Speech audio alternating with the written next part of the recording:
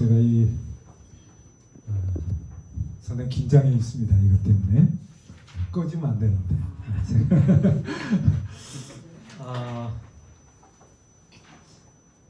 예수님을 만난 사람들 오병이어에 들어보셨어요?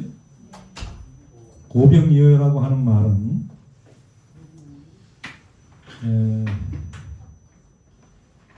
보리떡 5개와 물고기 2마리. 이 한문이 제대로 맞는지 모르겠어요. 제가 했는데 5개의 어떤 떡과 2개의 물고기로 몇 명을 먹이셨다고요?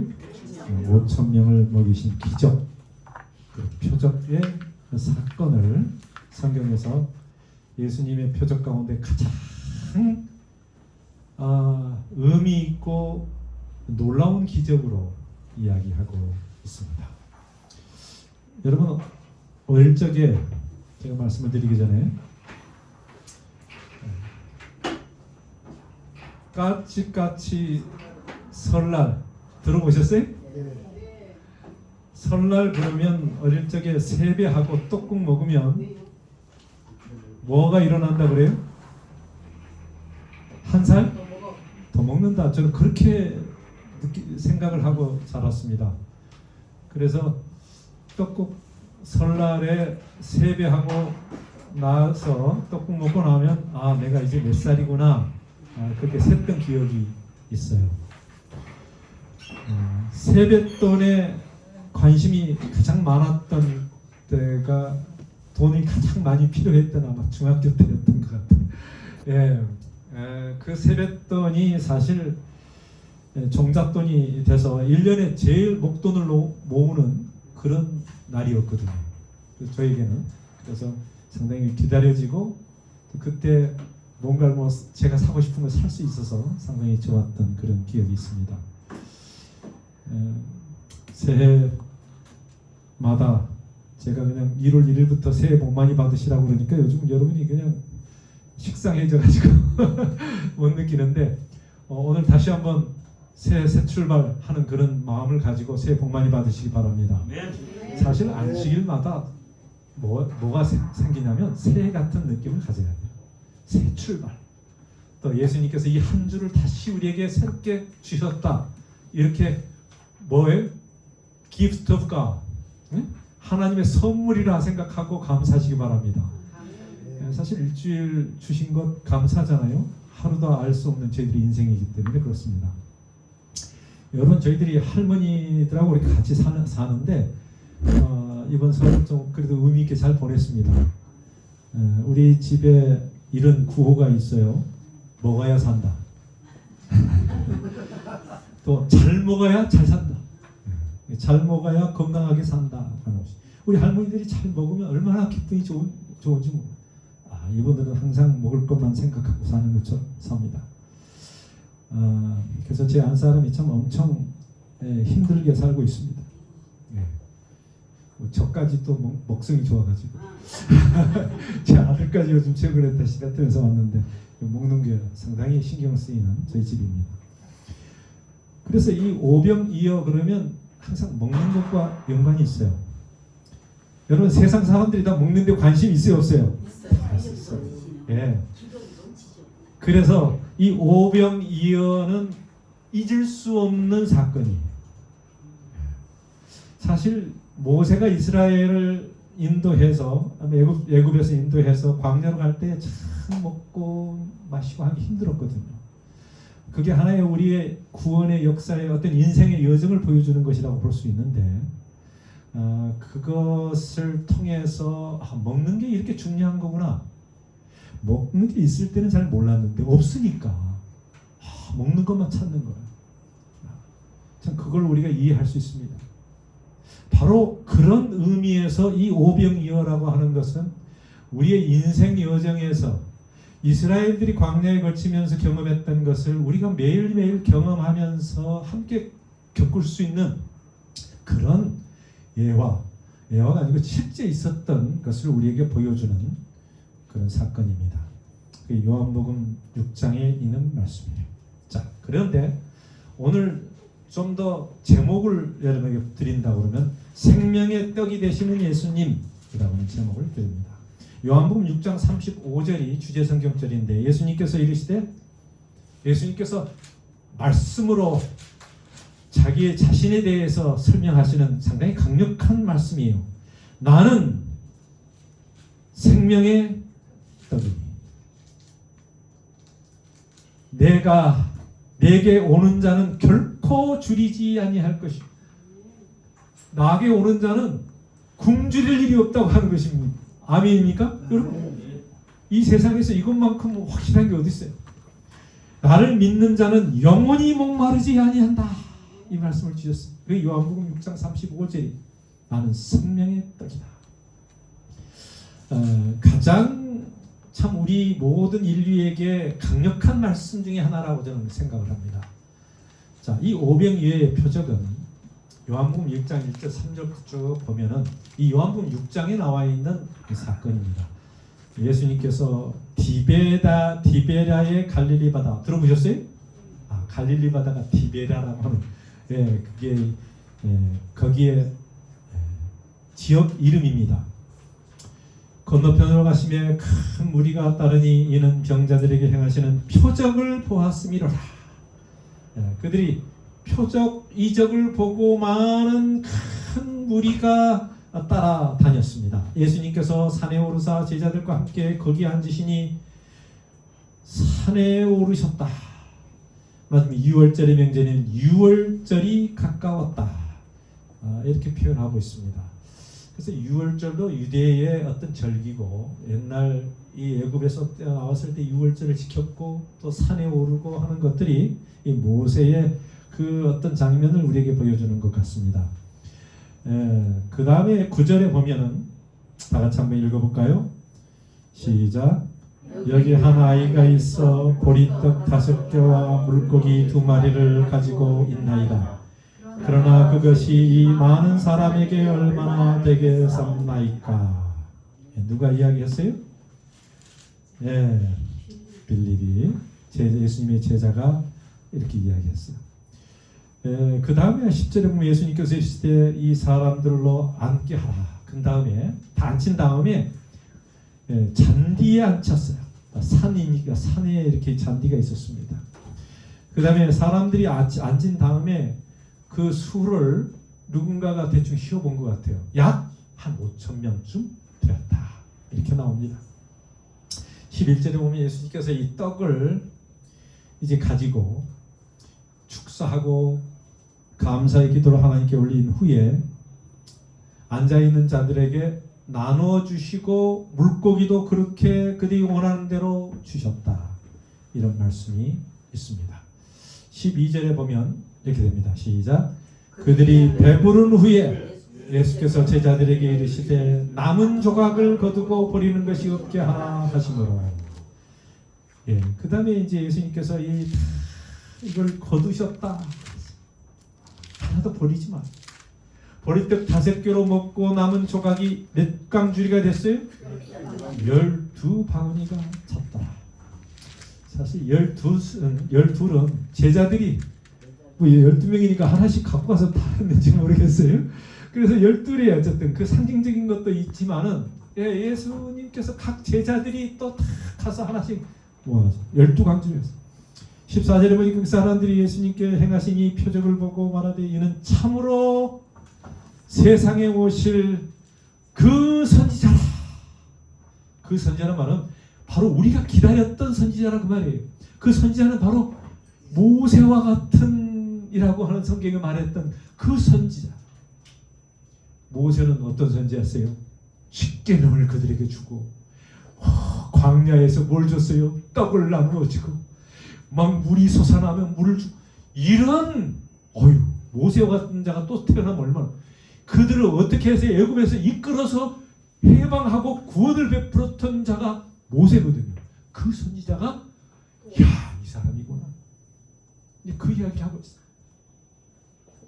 그래서 15절은 그러므로 예수님께서 그들이 와서 자기를 억지로 붙들어 임금으로 삼으려고 하는 줄 아시고 다시 혼자 손으로 떠나가신다.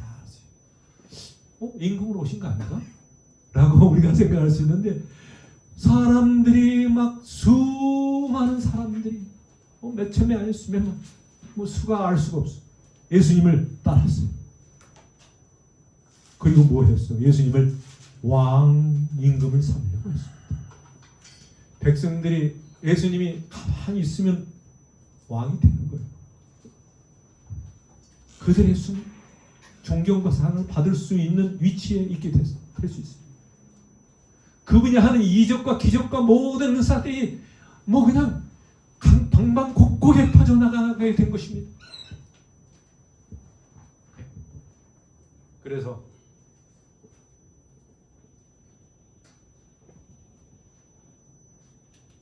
여러분, 그 다음 이 사건을 보면서 우리가 배워야 될 것이, 이 오병이어의 표적은 예수님께서 행하신 수많은 표적 중에서 어디에만 나와요? 아니, 다 나와요. 마태, 마가, 누가, 요한복음에 다 나오는 유일한 표적이 오병이어의 표적. 그만큼 중요하게 다루고 있습니다.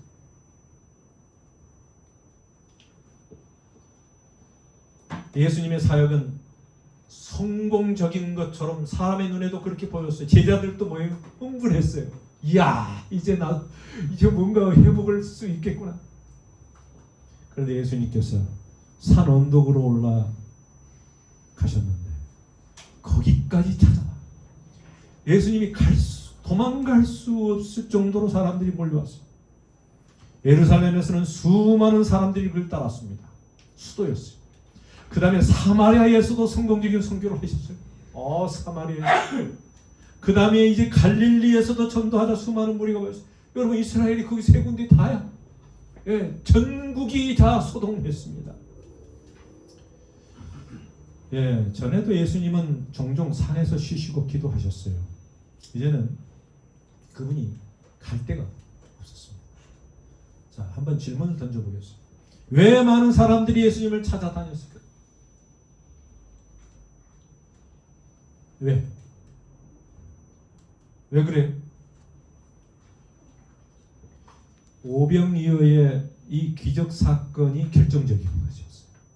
그게 하나의 어떤 모세의 그 선지자의 어떤 그런 의미를 분명히 가졌기 때문에 이제 기적적으로 배부르게 하셨다는 소식이 사방으로 퍼져나가면서 예수님을 왕으로 삼으려고 하는 움직임이 공론화되었습니다. 좋은 일이에요, 나쁜 일이에요? 모세는 광야에서 수백만 명의 만나를 먹이셨어요. 그래서 이스라엘에서 이제 안정과 평화를 누리는 왕이 드디어 왔구나. 이 로마가 우리를 핍박하고 하는데 그들 이제 왜 바로 그 애들 그냥 완전히 이제 우리가 죽사바로 만든다 이런 뜻으로 원수에 대한 어떤 그 앙금이 분노가 가득 차서 이제 왔다 이렇게 생각합니다. 주님은 그들의 마음을 아시고 예수님이 아셨어요. 피하여 갈릴리 바다를 건넜어요. 왜? 따라오니까 배를 탔어요. 그 다음에 가버나움에 도착했으면 저 위에 있는 가장 끝에 있는 곳을 가셨어요. 무리들은 계속 예수님의 행방을 찾아서 다음 날 어디까지 왔어요? 가버나움까지 왔어요. 그러나 주님의 나라는 이곳에서 이루어지는 것이 아니었다고 하는 사실을 우리는 알아야 합니다. 그래서 이 저자는 우리가 분명히 그러면 왜 예수님께서 이 땅에서 왕이 되지 아니하시고 이렇게 설교를 하면서 말씀하셨는지 그 의미를 우리가 알아야 될 필요가 있습니다. 요한복음 6장 27절 예수님의 거기에 따르는 설교의 말씀이 있어요. 우리에게 주시는 어떤 영적인 교훈을 우리에게 주시고자 하시는 것입니다. 그때 당시 5,000명이나 그 사람들에게만 하시는 말씀이 아니 유대인들에게 그를 왕으로 기다리고 있는 모든 사람들 포함해서 이 인류의 모두에게 하신 말씀입니다. 시작. 썩을 양식을 위하여 일하지 말고 영생하도록 하는 양식을 위하여 하라. 이 양식은 인자가 너희에게 주시니 인자는 아버지 하나님께서 인치신 자니라. 예수님 인자라고 하는 말은 하나님이 인간이 되신 분이다. 인자 사람의 아들이다 그런 뜻입니다. 그래서 그가 바로 아버지 하나님께서 부르시고 택하시고 약속하시고 하신 그분이다. 그렇게 이야기하시는 것입니다. 자, 이 세 가지로 질문을 던져보겠어요. 그들이 주님을 찾는 이유와 관심 어디에 있었을까? 유대인들이 정치적이고 군사적인 왕을 기다리고 있었어요. 세상적인 왕을 기다리고 있었어요. 로마의 속박에서 그들을 구출해서 강한 나라와 태평세월을 누리는 것이 그들의 꿈이었고 부강한 사회가 건설되기를 항상 바라고 있었어요. 그들의 관심이 어디에 있었어요? 이 땅에서의 삶이 첫 번째 관심사였다고 하는 것입니다. 그들은 유대 땅에서 뭔가 이루어지기를 바랬어요. 왕이 돼도 이 유대 땅의 왕이 되고 자기들이 해먹어도 이 땅에서 해먹는 걸 원했다고 하는 것입니다. 이 땅에서 배부르고 편안하기만 추구하는 사람들을 대표하는 것이 유대인들이었어요. 여러분, 우리는 어떻습니까? 유대인과 다르니까 같습니까? 같으면 안 되겠죠?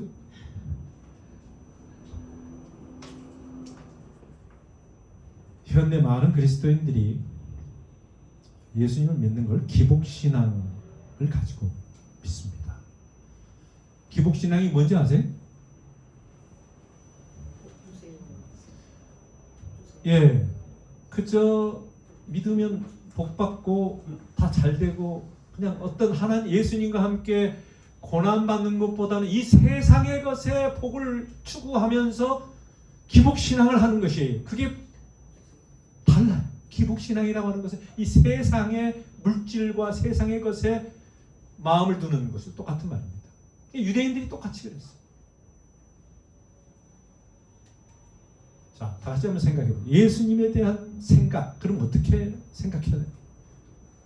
그들은 주님을 어떻게 생각했냐면 예수님의 말씀을 들어보니 참 어려워. 영적인 거야. 이 세상적인 거면 너무 쉬운데 보이는 거 이렇게 하고 이렇게 뭐 조직을 해가지고 이렇게 왕이 되고 이렇게 하면 참 좋겠다. 너희들은 이렇게 이게 아니고 이건 무슨 하늘의 것을 이야기하고 천국에 대한 이야기를 아버지에 대한 이야기를 하는데 그의 이상과 목적에 맞아야 안 맞아요. 그게 자기들이 그런 이상이 없었기 때문에 예수님이 아니다 그야. 이거는 분명히 이적을 행하고 뭐 놀라운 왕 같은 분인데 자기들의 생각과 자기가 맞는 이 세상에서의 어떤 그 영광과는 달랐어요. 주님이 그들의 행위를 보고 어떻게 느끼셨냐면 그들이 진리와 영생이신 예수님을 찾다가 결국은 그로부터 돌아서고 말았어. 그 군중이 뭐 어떻게 제대로 다리가 있고 있는 사람들 생각 있는 사람이 다 모였었는데 예수님이 바로 이 설교를 하신 다음에 다 떠났어요. 매우 예수님이 슬퍼하셨어요. 물론 예수님이 왕이 되시려고 이 땅에 오신 건 아니에요. 왕. 그러나 그들이 예수님을 믿는다 하고 따르고 붐을 일으켰는데 요즘 뭐 사람들이 그냥 팬들이 모이면 막 그냥 열광하잖아요. 그런 분위기였네요. 예수님의 이 영적인 메시지와 이 하늘에 대한 이야기를 할 때 많은 사람들이 이해하지 못하고 떠났어요. 여러분,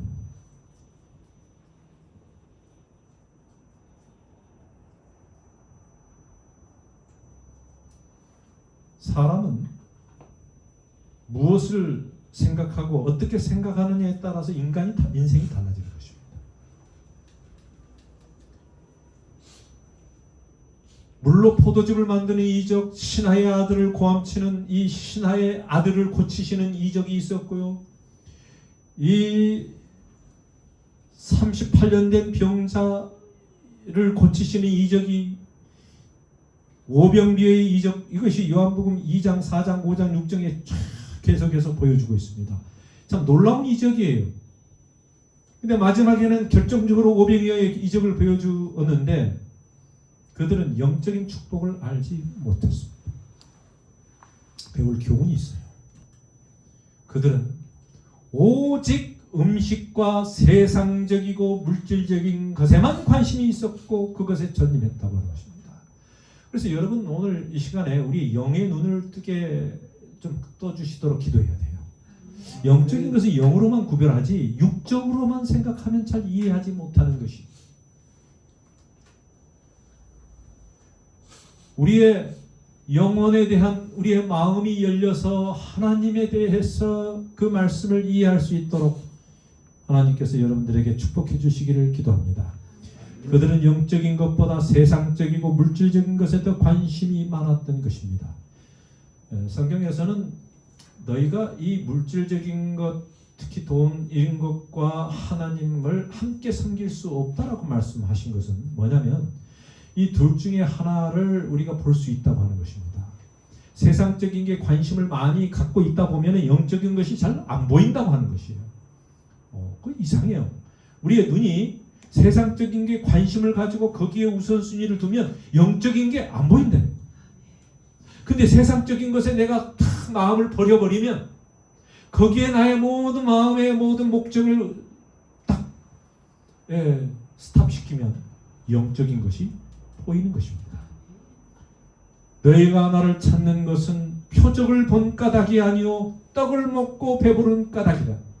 영적인 눈을 열어서 하나님의 아들이 이 땅에 오셔서 이렇게 하신 것을 보지 않고 또 세상적인 것을 본 것입니다. 여기서 배부른 까닭이다라고 하는 표현은 헬라의 의미에 어떤 의미가 있냐면 소가 음식을 받아먹는 것을 표현할 때 쓰는 말이에요.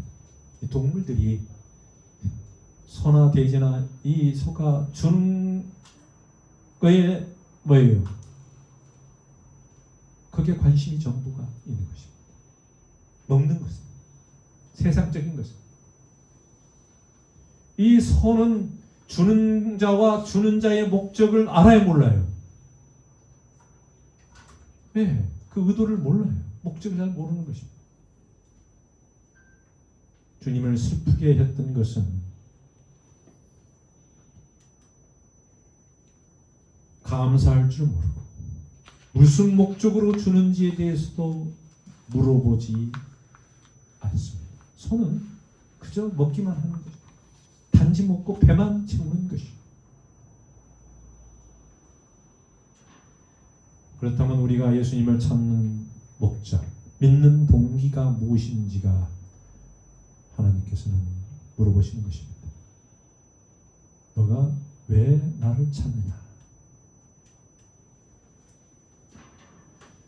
저는 사도행전 17장은 우리가 존경하는 사도 바울의 이 1차, 2차, 3차 전도하면서 가장 그가 이 힘든 곳에 전도를 갔는데 그곳이 바로 헬라, 그리스 문화가 꼽히고 있던 철학자다 아리스토텔레스나 뭐 이런 사람들이 그것에 즐비했던 그런 아테네, 아덴, 고린도 이런 쪽으로 방문했을 때에 그가 설교했던 명설교가 있습니다.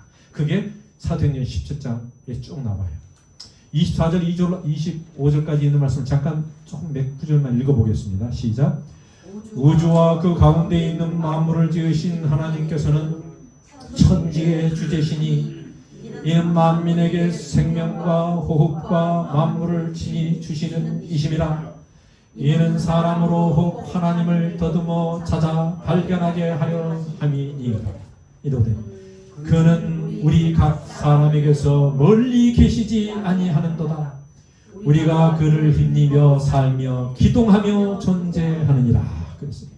이 말이 좀 어렵긴 하지만 풀이하면 엄청 쉬운 말씀이에요.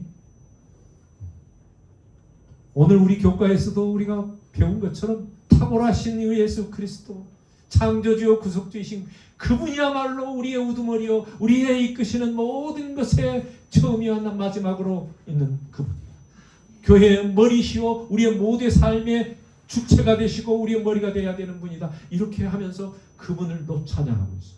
여러분, 오늘 교과가 오늘 저는 저기서 설교를 했습니다.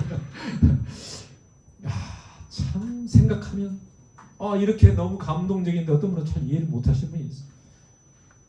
더듬어 찾아 발견하게 하라 합니다. 여러분, 우리가 좀 더듬어서라도 좀 찾아 그분을 알게 되기를 바랍니다. 찾아야 돼요. 그는 각 사람에게서 멀리 계신다고요? 아니라고. 멀리 계시지 않는다고. 여러분이 찾을 수 있는 거리에 있는 거예요. 찾아보세요. 우리가 그를 힘입어 기동하며 존재한다. 살며. 여러분, 내가 다음에 또 이 설교를 할 때 좀 가까운 주님을 좀 여러분이 소개할 텐데, 어디를 보나 예수님이 좀 보여지는, 찾을 수 있는 그런 분. 좀 찾게 되기를 바랍니다. 그걸 보면서 예수님을 보고 예수님을 보면서 하나님을 볼 수 있는 그런.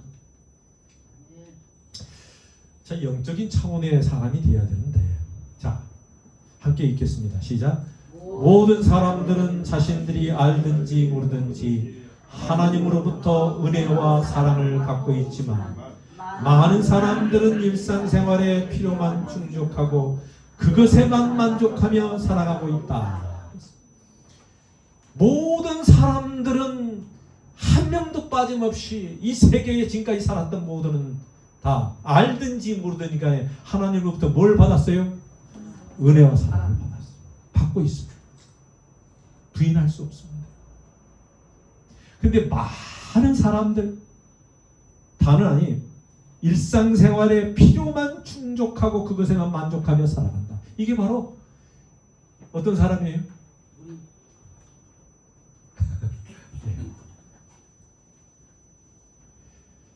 그래서 우리는 잠깐 멈춰서서 기복신앙이라고 하는 이 기독교의 그 변폐를 없애버리고 자신을 다시 한번 되돌아보기 바랍니다.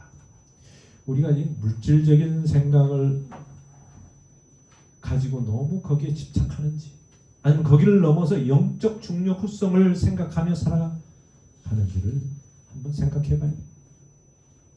우리는 짐승의 차원이 아닌 영적인 차원으로 살아가는 하나님의 자녀가 되시길 바랍니다. 그들은 삶의 필요를 위해서 제공되는 모든 좋은 것들과 모든 선물들을 거저 주시는 분이 계시다는 사실을 전혀 인식하지 못하고 살고 있었다고 하는 것입니다. 여러분, 우리가 중요한 게 뭐냐면 감사 참 좋습니다. 우리가 하나님의 은혜에 대해서, 하나님의 사랑에 대해서 감사하는 것이, 근데 하나님이 거저 주시는 것이 있어요, 없어요? 있어요. 우리가 돈으로 사지 않은 게 있잖아요. 뭘 그런 것에 대해서 인식하지 못하고 살면 안 된다는 것이죠. 그래서 우리가 모든 걸 생각할 때 이건 어떻게 왔지? 참 신기한데 그냥 뭔가 좋나 보다 하고 지나가지 말고 좀 곰곰이 생각해 보라는 거예요. 왜 존재하는지, 내가 왜 존재하지? 내가 왜 땅에 태어났지? 그냥 어떻게 엄마가 하다 보니까 사고로 쳤나 보다. 이렇게 하면 안 돼요. 의미가 있고 목적이 있다고 하는 것입니다. 모든 것이 다 의미가 있고 목적이 있어요. 그래서 우리는 뭔가를 더듬어서 찾아가야 되는 것이에요. 요한복음 6장 27절 읽겠습니다. 시작. 썩을 양식을 위하여 일하지 말고 영생하도록 있는 양식을 위하여 하라. 이 양식은 인자가 너희에게 주리니 인자는 아버지 하나님께서 인치신 자니라. 여러분, 이 말의 가운데서 이 썩은 양식이 아닌 영생하도록 있는 양식을 구하는 자들이 되십시다.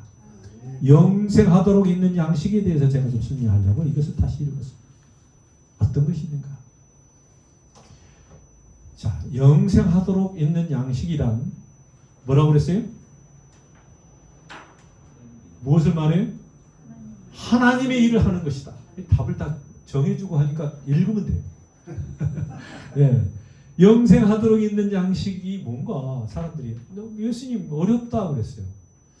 이 육신의 양식 만나는 우리가 먹어도 좋고, 그 다음에 500이어에서 우리에게 주는 것, 참 이 세상에 참 먹고 놀고 참 편안하게 살고 이렇게 행복하게 살면 좋겠다 하면 영생하도록 있는 양식을 먹어라. 그럼 그게 뭔가? 이것이 하나님의 일을 하는 것이다.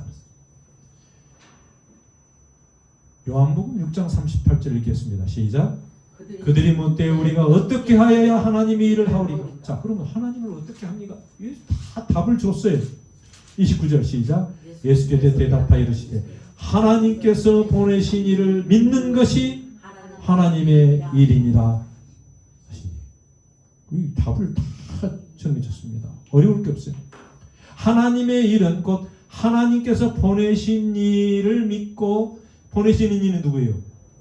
예수 그리스도예요. 그를 믿는 것뿐만 아니라 믿게 하는 것도 포함되어 있어요. 그게 우리의 일이에요. 전도하는 거죠. 그러니까 내가 믿고 다른 사람에게 그 믿는 것을 나눠주는 거, 이게 하나님의 일이에요. 에베소서 2장 8절은 우리에게 또 다른 여기에 대한 설명을 하고 있습니다. 시작. 너희는 그 은혜를 인하여 믿음으로 말미암아 구원을 받았으니 이것은 너희에게서 난 것이 아니요 뭐라고요? 하나님의 하나님의 선물. 누가 줬어요? 예수님이 가지고 오신 거예요. 우리에게 선물로 가지고 오신 거예요. 그거 다 자기를 드렸어요. 완전히 우리에게 주신 놀라운 선물이 예수님이에요. 자, 그런데 이 10절에 보면 시작. 우리는 그가 만드신 바라 그리스도 예수 안에서 선한 일을 위하여 지으심을 받았다. 이 일은 하나님이 전에 예비하사 우리로 그 가운데서 행하게 하려 하심이니라. 아멘. 참 에베소서 2장에 보면 놀라운 소식이 있어요. 우리는 그가 만드신 놨는데 예수 그리스도 안에서라고 하는 말이 나옵니다. 그래서 선한 일, 하나님의 일을 위하여 지으심을 받았다. 우리가 창조된 것도 바로 그 하나님이 우리를 구원해 주시기 위하여 또 우리를 그 구원의 대열에 맡게 하여 창조해 주셨고 또 그 일을 감당하도록 하셨다. 이 일은 하나님이 전에 예비하사, 예비했단 말은 예수님을 예비하신 거예요. 우리로 그 가운데서 행하게 하랴. 예비하신 그 예수님 안에서 우리가 행하게 하려 하신 것이다. 그게 바로 하나님의 일이다. 자, 이 선한 일이란 말을 제가 다시 한번 하겠어요. 이 예수 안에서 선한 일을 위하여 창조함을 받았다. 이 선한 일이라는 것은 이 에베소서에 보면 믿음으로 말미암아 구원을 받는 것입니다. 아멘? 그게 가장 중요한 것이에요.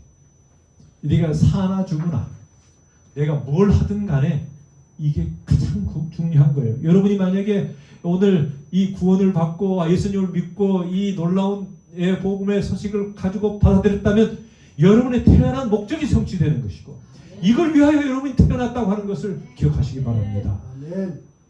이걸 이렇게 중요한 메시지를 전하는 목사가 귀한 목사예요? 감사. 이걸 전하는 것만 해도 너무 특권입니다. 우리가 사는 목적이 뭐예요? 여러분과 저를 포함해서 우리 인류를 구원하시는 일을 위해서 사는 것이에요. 우리가 그 가운데서 살아갈 때 하나님께서 영광을 하나님께 돌리고 주님을 존귀하게 하는 것입니다. 다른 게 없어요. 이 세상에서 빵 가지고 뭐 직장 갖고 뭐 세상에 무엇을 하는 거 그거는 뭐 하나의 수단이지 그게 목적이 아니라고 하는 것입니다. 하나님이 그것을 그냥 거저 주시는 하나의 은혜로 주신 것이지 우리가 이 땅에 와서 뭐 먹고 공기 마시고 햇빛 마시고 이걸 위해서 태어난 건 아니에요. 구원은 우리의 어떤 공로나 행함이 아닌 믿음을 통하여 하나님의 은혜로 말미암는다 주어진다는 것을 믿으시기 바랍니다. 여러분 어떤 공로나 행함이라고 하는 말은 상당히 중요한 것입니다. 다른 말로 말하면 내가 완전히 주님 앞에 엎드려 순복하고 참 겸손하게 주님 앞에 나아가야 된다고 하는 것이 포함되어 있어요. 구원은 우리가 온전히 예수 그리스도의 십자가의 공로를 믿고 붙잡을 때 이르러 오는 것이다. 그래서 그 말은 그 공로 외에는 우리가 의지할 것이 없기 때문에 예수님께 계속 우리가 의지하고 붙잡고 가야 된다. 그 말씀이 포함되어 있어요. 요한복음 6장 33절에 읽겠습니다. 시작. 하나님의 떡은 하늘에서 내려 세상에 생명을 주는 것이니 뭔 말이에요? 이 땅에 주는 떡하고 비교가 돼야 안 돼요. 하나님의 떡은 하늘에서 내려 세상에 생명을 주는 것이다. 어떤 생명? 영생. 자, 이 35절 시작. 예수께서 이르시되 나는 생명의 떡이니 내게 오는 자는 결코 줄이지 아니할 터이요 나를 믿는 자는 영원히 목마르지 아니하리라. 아멘. 오늘 제가 이 키 텍스트 키워드입니다. 기억하시기 바랍니다. 예수님을 믿고 우리 모두가 다 영원한 나라에서 영생을 누리며 영원 복락을 누리며 살게 되기를 간절히 바랍니다. 예수는 여호와 하나님, 그에 대해서 오늘 공부를 했습니다. 여호와께서는, 예수님께서는 나는 뭐뭐이다라고 말씀하셨습니다. 이 어법은 구약 성경에서 똑같이 나오는 것이에요. 여호와 하나님께서 모세에게 나타나실 때나 노아에게 나타나 아브라함에게 아담에게 나타났을 때나 다 뭐예요? 여호와 하나님이셨어요. 여호와. 그 여호와 하나님께서 이스라엘 백성들을 다 만나와 이 바위에서 물이 나게 하신 그 능력의 하나님, 여호와 하나님께서 나는 여호와 하나님인데 스스로 있는 자다. 이렇게 이야기를 하셨거든요. 그래서 이것은 하나님의 자기 계시적 언어라고 말하는데 특히 호렙산 떨기나무 가운데서 모세에게 나타나셔서 떨기나무가 타지 않은 가운데서 하나님의 존재가 나타나서 하나님 말씀하시기를 자신을 뭐라 하면 스스로 있는 자가 말씀하시기를 그래서 I am who I am 에고 에이미 나는 누가 창조한 게 아니고 내 스스로가 뭐예요? 존재했다. 아무도 내 앞에 있는 자가 없다. 창조함을 받지 않았다고 하는 것입니다. 이게 하나님의 고유 명칭이에요. 하나님은 아브라함의 하나님, 이삭의 하나님, 야곱의 하나님이다. 모세가 하나님 뵙기를 두려워하여 얼굴을 가리매 하나님이 모세에게 이르시되 나는 스스로 있는 자이니라. 또 이르시되 너는 이스라엘 자손에게 이르기를 스스로 있는 자가 너를 너희에게 보내셨다 하라. 그랬어요. 여러분 우리가 믿는 하나님 예수님은 어떤 분이에요? 스스로 있는 하나님이십니다. 스스로 존재하십니다. 누가 만든 게 아니에요. 창조물이 아니에요. 우리를 창조하신 분입니다. 그 하모니 너무 우리와 가까이 계신 분이세요. 6장 39절 시작. 나를 보내신 이의 뜻은 내게 맡긴 자 중에 내가 하나도 잃어버리지 아니하고 마지막 날에 다시 살리는 이것입니다. 지금 살리는 게 아니고 마지막 예수님이 재림하실 때 우리 모두를 다 살리시는 것이 그게 하나의 목적이에요. 우리를 구원하시기를 원하십니다.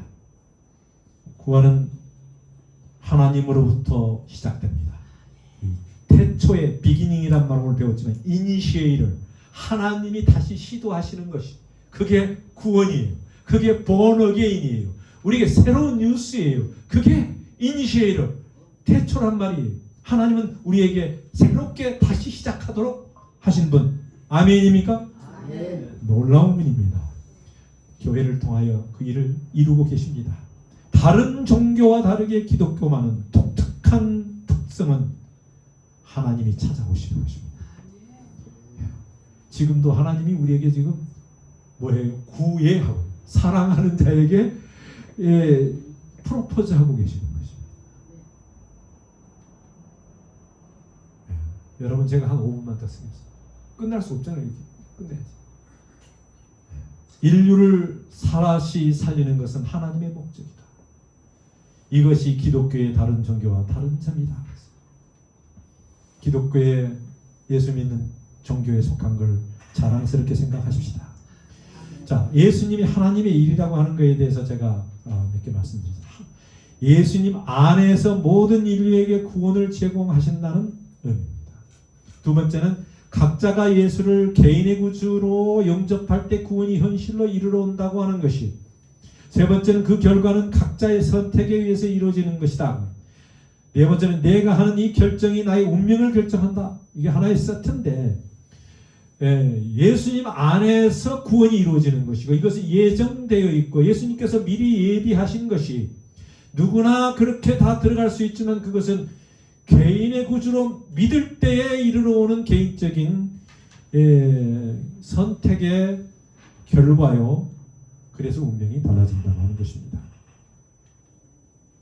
요한복음 6장 63절에 살리는 것은 영이니 육은 무익하니라. 내가 너희에게 이런 말은 영이요 생명이라. 이 하나님이 주신 이 말씀은 생명과 영생의 말씀이에요.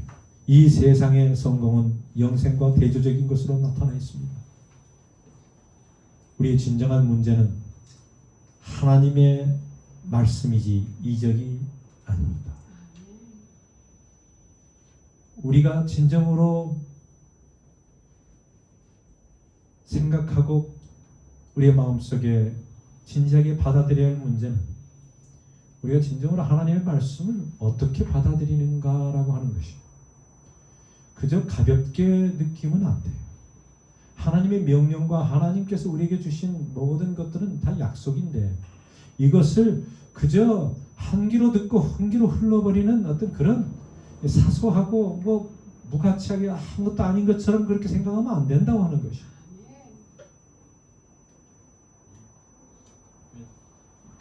하나님께서 우리를 구원하시기 위해 하실 수 있는 모든 것을 다 하셨어요. 모든 것 다 하셨어요. 아낌없이 다 하셨어요. 이제 남은 것은 우리가 그분을 뭐 하는 거예요? 영접하는 것이 남아있을 겁니다.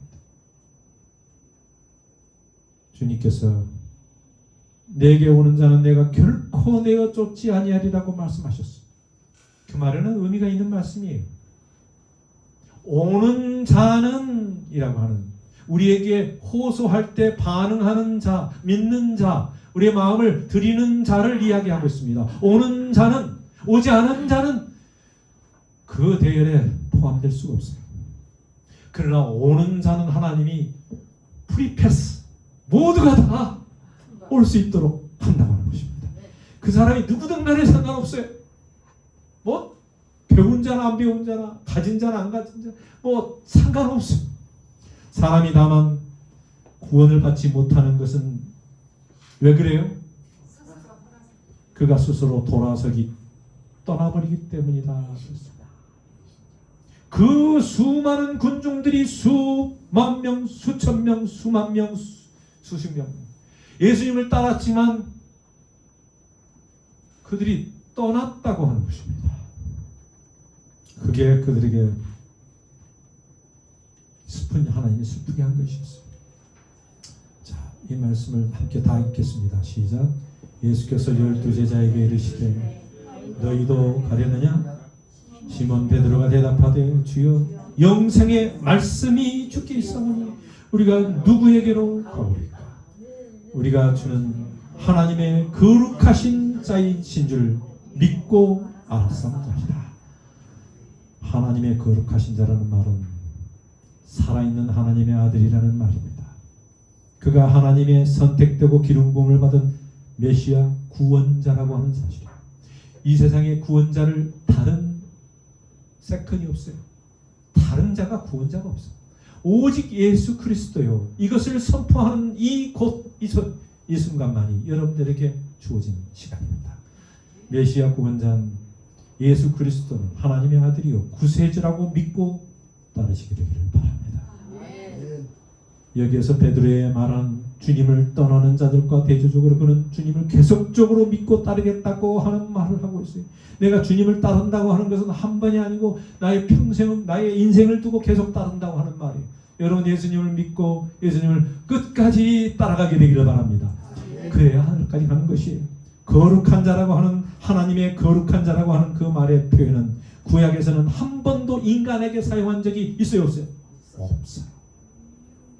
오직 여호와 하나님에게만 사용하는 말이에요. 예수 주는 하나님의 거룩하신 자다. 이렇게 여러분도 믿고 하나님과 같이 예수님도 구약에 있는 그 하나님과 같이 신적인 존재임을 말하고 있습니다. 그렇게 예수님을 받아들이시길 바랍니다. 이제 도마가 대답하여 이르되 나의 주님이시요 나의 하나님이시니이다. 누가요? 의심 많은 도장. 고백하는 그 고백은 바로 여러분과 저의 고백이 되기를 바라는 마음에서 요한은 썼어요. 예. 사랑하는 제자 요한은 우리도 도마처럼 이와 같은 고백을 하게 되기를 바라고 있습니다. 여러분 어떤 고백을 하시겠습니까? 도마처럼 우리도 하나님을 향해서 다 같이 한번 해보겠습니다. 나의 시작. 나의 주님이시여 나의 하나님이시다. 누가요? 예, 예수님께서. 자, 저는 이제 끝으로 시몬 베드로가 대답하되 주여 영생의 말씀이 주께 있사오니 우리가 누구에게로 가오리까? 우리가 누구에게로 가오리까? 이 질문은 지금도 우리에게 모두에게 던져진 질문입니다. 첫 번째 충성을 누구에게 드리겠습니까? 여러분 누구를 따르겠습니까? 이 안식일의 주인이 누구예요? 이 안식일에 누구를 따르겠습니까? 예수님을 계속 따르면서 안식일을 지키고 예배를 드리고 하는 모든 자에게 하나님의 축복이 함께하기를 기원합니다. 도마와 베드로의 결심이 우리의 결심이 되게 하십시다. 나의 주님이요 나의 하나님이 주의 말씀 영생의 말씀이니 있으니 내가 누구에게로 가오리까? 바로 그 예수님을 우리의 주인이시여 하나님으로 선택하고 그에게만 충성을 다하기로 맹세하시고 그리하여 영생 복락 구원을 누리시는 우리 사랑하는 우리 모두가 되기를 예수 그리스도 이름으로 축원합니다. 감사합니다.